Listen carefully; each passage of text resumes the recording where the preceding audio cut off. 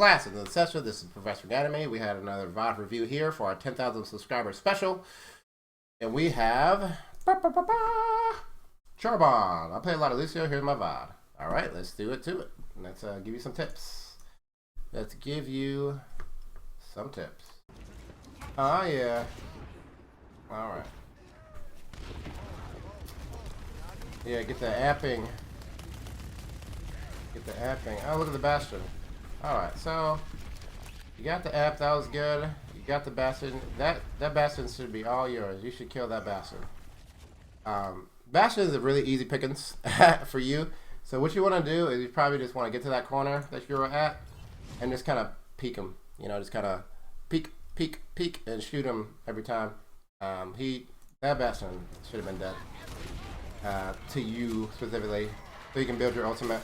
You want to get damage on him so you can build your ultimate off of him. He's basically free ultimate charge, especially when he's not behind his Reinhardt shield. I don't know what the hell he was doing. All right.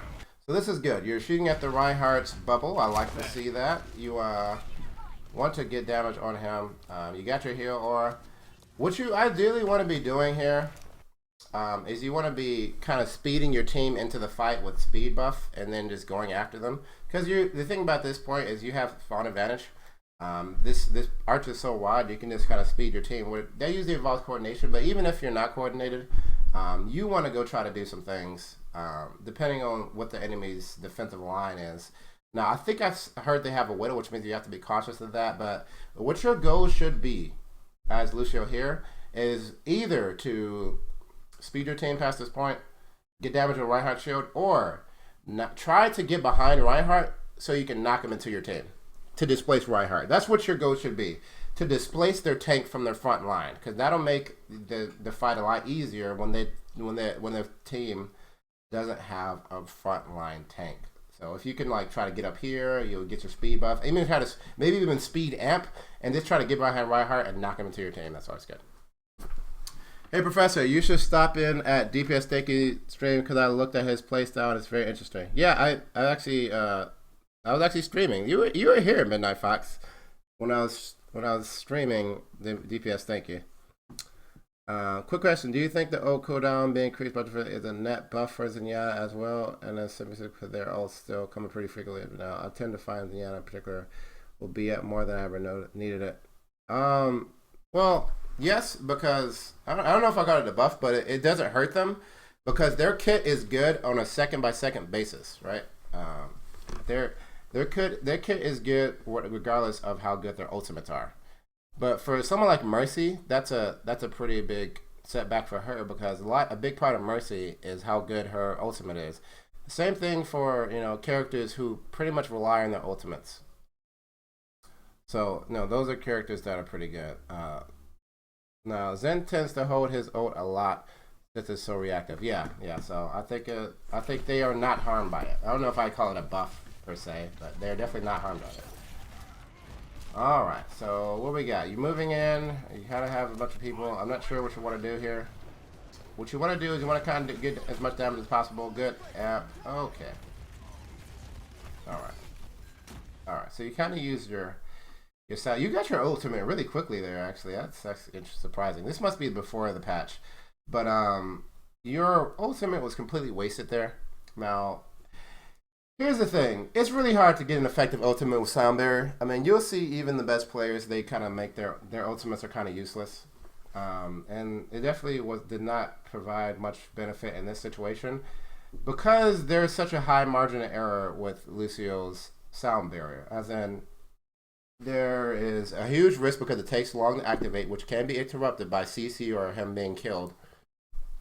And because of that, you may not hit the intended target because that target may die before you hit them. And also, the shield, while it's a 500 health shield, it drains 100 shield per second, which means if you don't get use out of it within the first like 3-4 seconds, or 2 to 3 seconds, you're not going to get very good use out of it. So Lucio probably has one of the hardest ultimates in the game to use effectively.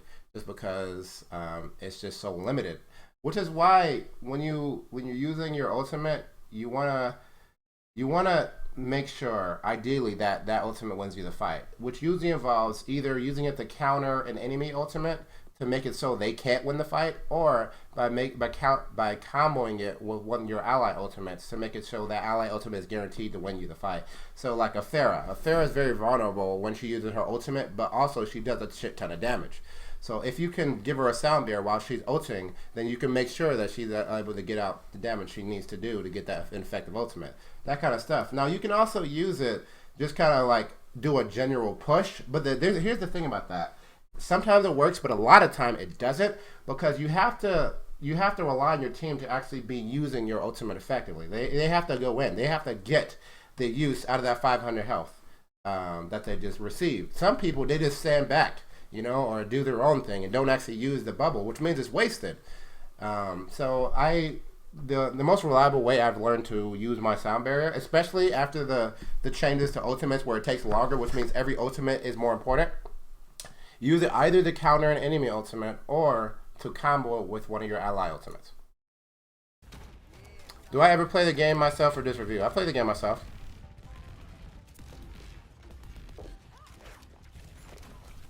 Zen tends to hold his ult a lot. Okay, he plays dude. Yeah, he's pretty nuts. Lucio. Yep. And I just started playing. I actually haven't played Lucio in like a month, so I'm talking to my stream. They're actually if I played. I haven't played Lucio in a month. Before I saw DPS what is his face Stanky play, and that made me want to play Lucio again, because I'm like, this guy he's really good. He's way better than me. He ain't way better than me, but he's really good. He's probably the best Lucio player I've seen, because he doesn't play Lucio like a support. DPS Stanky plays Lucio like an assault. Like, he's basically a Genji that can heal. That's how DPS Stanky plays Lucio, and he makes it work. Like, a lot of people, like, I've watched the Hawk, and I watch a ton of other pro, like Grego, and they try to make that work, and they usually die a lot. But DPS Stanky has made it work because he has really perfected the art of switching his crossfade to art of strafing or art of wall climbing to make himself really hard to kill, exceptionally hard to kill. So I'm gonna start actually practicing that technique. That's more of that's advanced technique. There's still some basics that a lot of Lucio players just don't know, and even DPS Stanky really messes up a few basics as well. So I'm gonna start making sure people are hammering the basics, hammering the intermediate stuff, and then I'm gonna start, once I practice with the DPS Stanky's like Genji style play stuff, the Genji style play, then I'll start teaching people how to do that as well. Yeah. You get to that rank with his playstyle on PC. That tends to be a lot more support focused, which is a bit hard to find. Because Zarya is very support oriented. Let's see. Twice I've been hearing he has reviewed both times. I was surprised to see he could get to that rank with his playstyle on PC. Well, that's the thing about Genkaki, is that you have to carry your game. So let's say you play Lucio and you play him perfectly as a support character. Like you never die, you knock back during the fight, key targets, and you never die, and you get perfect ultimates. You're still not going to rise as fast as DPS Stanky because you're not killing people. Like, DPS Stanky actually sacrifices a lot of his safety, a lot of his healing, a lot of his team utility just to get kills. That's how he rises, because he carries, hard carries, like Genji. That's why that is the reason why like 90% of the top 100 players are all DPS characters. Because you have to get kills. You have to kill the other team. Like, no matter how well you support, if your team isn't good or isn't good enough to take advantage of the things you're dropping down as support, then you're not going to carry. Like, your supporting enables your team to get kills, to secure the point, which involves killing the enemy team. But if they can't do it because they're not good enough, no matter how good you support them, then you're not going to rise as fast as someone who just says, who just takes the game into their hands and said, instead of me relying on you to get the kills, I'm going to get the kills myself. And that's where DPS Stanky's playstyle comes in. He kills them and doesn't rely on his team to kill them by just supporting them and hoping that his support is good enough to enable them to get the kills. So he pretty much turns Lucio into a DPS character. I forget Overwatch had a lot of tank support, so we're often dual triple Q around random DPS. Yeah, actually, you can still rise and get the Grandmaster with Lucio support style if you group with really good DPS, because then you enable them to be better than they ever could be. Like, if you group with, like, a Reinhardt and a Reaper, or a Reinhardt and a Genji main, like, you're going to get the Grandmaster if you're a perfect support, because they are so enabled by Lucio. Like, you make them so much better by having you as a great presence. But if you notice DPS Stanky, he doesn't even pay attention to his team. He doesn't even look at his team. He looks at who happens to be on the screen at the time. But if you look at where his eyes are, he's paying attention to what the enemy is doing. He is completely not support focused. He's not even playing Lucio as a support. He might, like, in the hands of DPS Stanky, Lucio is not a support, which is, it kind of pisses me off because I play this game as a support. I don't want to have to, as a support, be a DPS. If I wanted to be a DPS player, I just play Genji.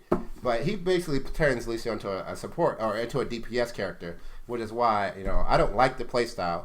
I wish I could rise as fast as him while being a perfect support. That's what I focus on, being the best support I can be. But you have to, just the nature of first-person shooters and the nature of games in general, when you are near perfect support, you're still at the, whatever. You're still at the will of how good your team is and your team's ability to support you. So when it comes to solo queue, you need to kill. But if you group with some reliable supports, or reliable, like if you group with like a Soldier McCree and a like a Genji and a Soldier main, you are gonna rise so fast because you're gonna make them just way better. Our winner main with our rank just rise, and then we go and do a solo queue, and our ranks will fall back down. Yep. So I could rise. I could probably be high masters, if not grandmaster, if I found a reliable team of like a Genji main, a Genji Soldier, or like a really good DPS main. Just me and that DPS main, just dual queued, we'd rise so fast. Because I'd be enabling him to run rough shot, and I'd be the perfect support for him. But when it's just you have to be a DPS. So I like DPS Stanky's playstyle. I'm not sure if I know that DPS Stanky's playstyle gets you results. I don't like the fact that you have to turn a support character into an assault, into a DPS, in order to get those rewards. What's my current rank? So on my main, I play on my Smurf, but on my main I got to Diamond, then I just stopped playing and I made a Smurf so I could practice Ana, because I got bored. Basically, I got bored with Lucio, so I once I got to Diamond, which was like 3,200, I just stopped playing, and then I degraded in that main account. Since I didn't play in like a month and a half, I degraded to like 2,900 or something, and then I started playing my Smurf, and I started playing Ana. So I didn't actually get to my rank because I just stopped playing on that main account. If I would have continued, I'd probably got to like Masters or something like that, high Masters. But I didn't find reliable DPS to play with. But I soloed my way to Diamond on my main account, and then I was gonna look for like DPS players to play with. But then I was like, fuck it, I'm gonna learn Ana, and I've been learning Ana. Why haven't you found them? I don't find it that difficult to make friends when I solo duo queue, because I want to find like good players who I work well with, not just random people. I mean, that's how I found my current group, just friending randoms and saying, on the next episode of Twitch, we will find a presser, we'll find a good Genji man. Next time. All right, let's go. Let's get back to this guy's game.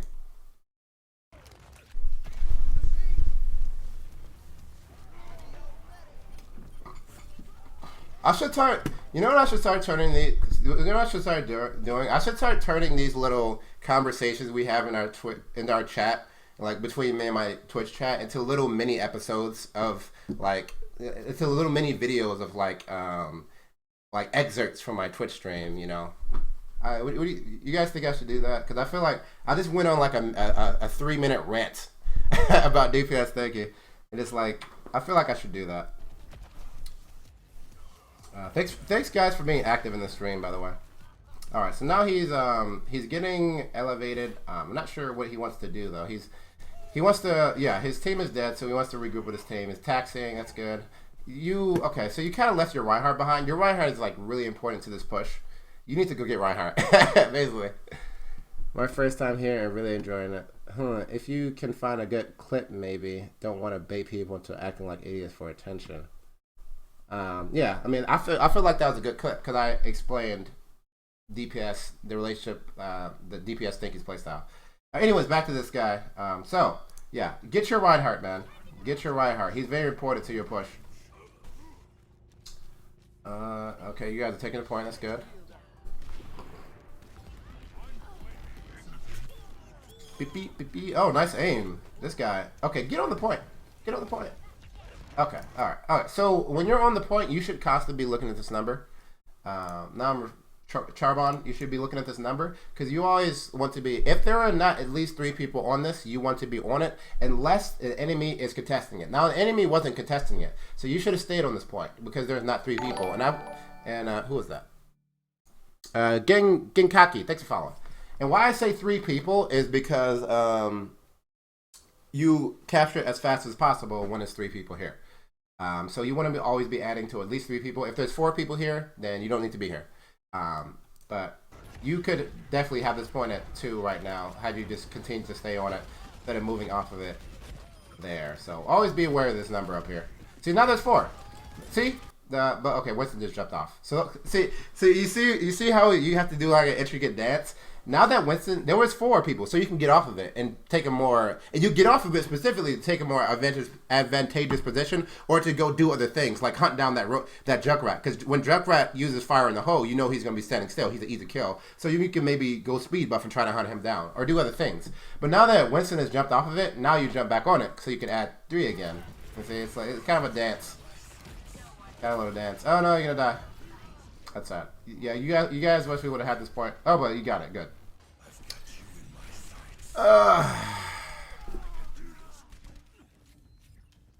There we go. Good. Speed.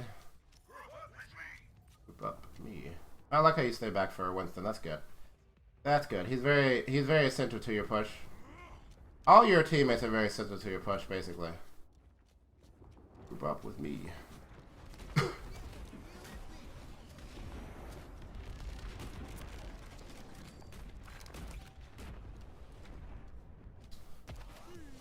Who will rise?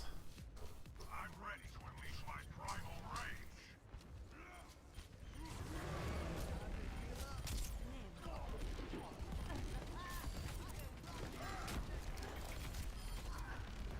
Oh no. Alright, so you kind of just walked up. This is probably the area where you'd want to start using your wall climbing. So how I approach this area, let's see how you approach this. Let me show you how I would approach it. You approach it, you just walked here. I would jump from this wall to this wall up here. Like that's how I'd approach this area. I wouldn't be on the ground here because it makes you, there's a lot of things you can die to that you just avoid while you're in the air. So I would have jumped up here, seen what's going on, shot down at that guy, and then jumped up here. And then just a pro tip, you can contest it while you're up here. Like at the edge of this platform right there, you are contesting the point. You are capturing the point. Just pro tip right there. So you know. And then I would probably hunted Anna's ass down. Probably jumped up here. Then I probably just jumped in her face with my speed buff and just started punching her and being up in her face. Like she should be dead here. Okay. And then you kind of got knocked off the map. That's sad. You got knocked off the map by Junkrat. That's just sad. If you were in speed buff here, you might have been able to not die by just moving.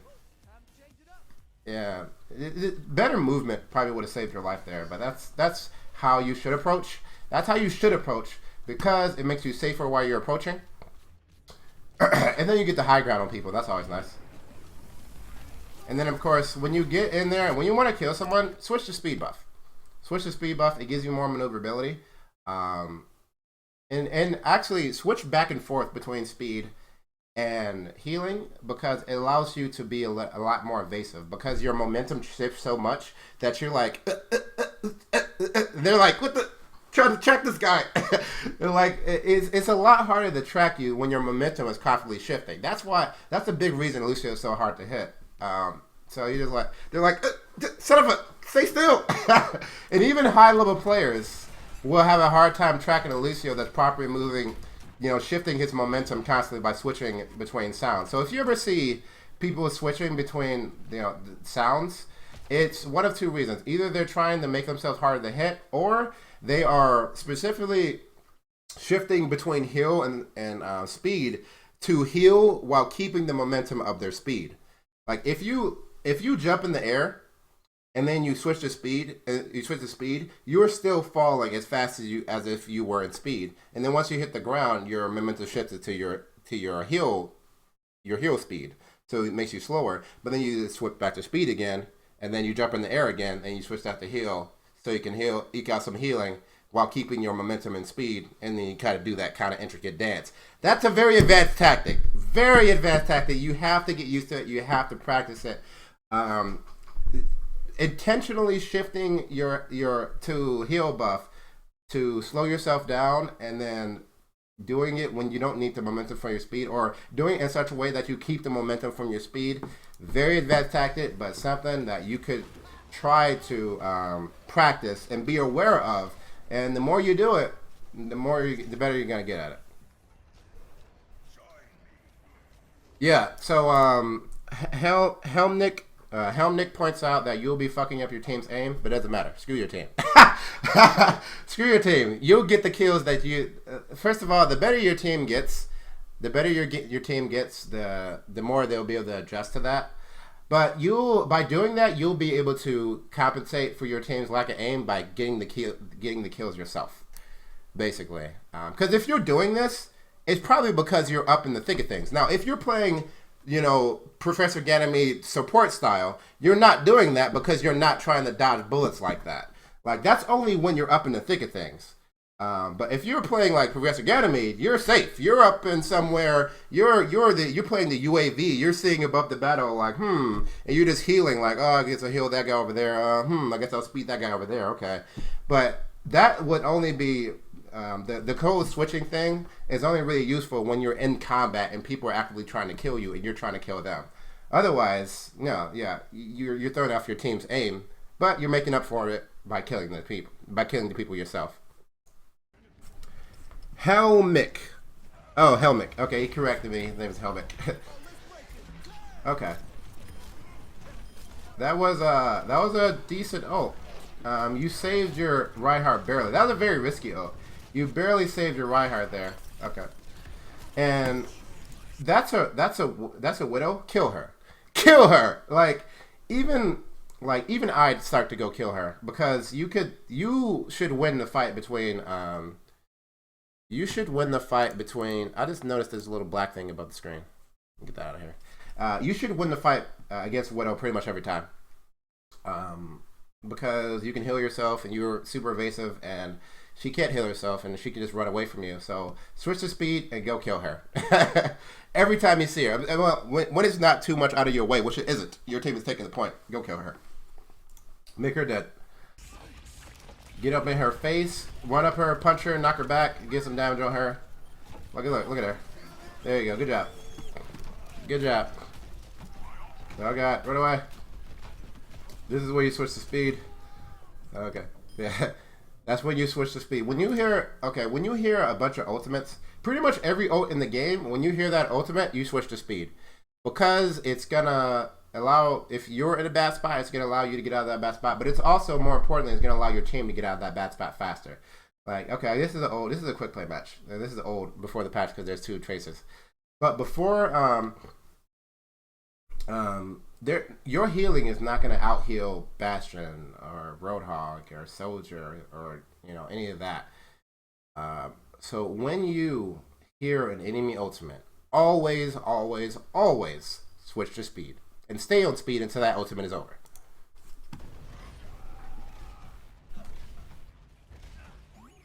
Boom.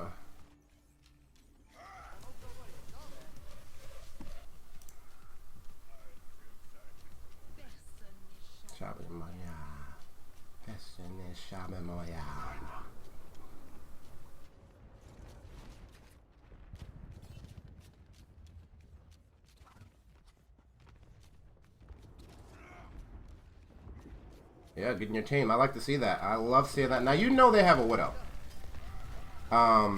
In this next fight, it is probably your job to go kill that Widow.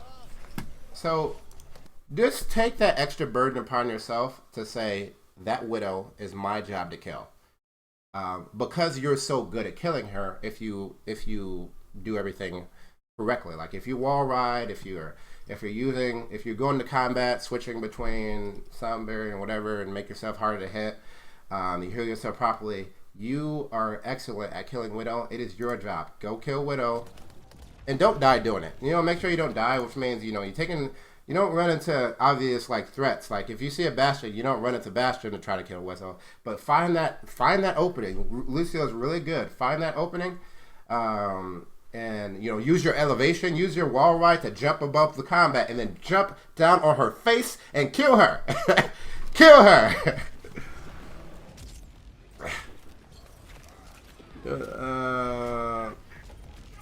Let's see, we got Master Bite says, hey, just want to say I love your videos and you're very accessible to playing Overwatch. My girlfriend uses these tips as she prefers the game more than me. Cool. She's not great, though, but you inspire her. Oh, she'll get better. She's got to play the game. You will get better.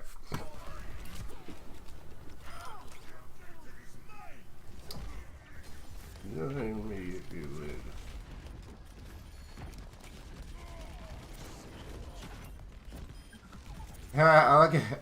So, you have really good positioning for not using your wall climb. So you just kind of hide in this corner right here, and you just kind of shooting people as they come out, and you can see your entire team. That's really funny. This is kind of like Call of Duty positioning right here. Like pretend Lucio didn't have wall ride. This is probably how you want to be positioned. I like this positioning. It's funny. But ideally, you want to be using your wall ride to position even better, to up your position in game. She mains Mercy and Diva. How do I get her to use something other than that? She's not the most accurate. Don't. I mean, why would you want to get... Mercy's good. Mercy, why would you want to get her to play something she doesn't want to play? There are Grandmaster Tourbillons, okay?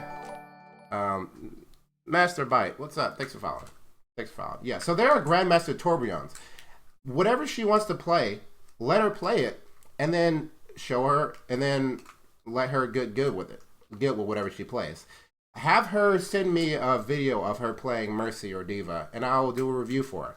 More Mercy than Diva, but I will show her how to get good. If she really likes something, if she really has someone playing it, then just help her get good whatever she plays, because she will get to a point where, I mean, she'll be, if she's good, like one of the best Mercies in the world is like, you know, a high master, grandmaster level Mercy. Like, just because the person's not in the meta doesn't mean you can't be, you know, wise with them. I mean, there's people, I mean, again, there's a Grandmaster Tourbillon, guys. There's a Grandmaster Tourbillon who only plays Tourbillon. Just let her play whatever she has fun playing. And, okay, so that was Charbon, and that was a very interesting match. I hope that helped you. So we're going to go back to my face. So again, Charbon, thanks for dropping that gameplay down for my 10,000 subscriber special. I hope that helped you out. This has been Professor Ganymede. Class dismissed.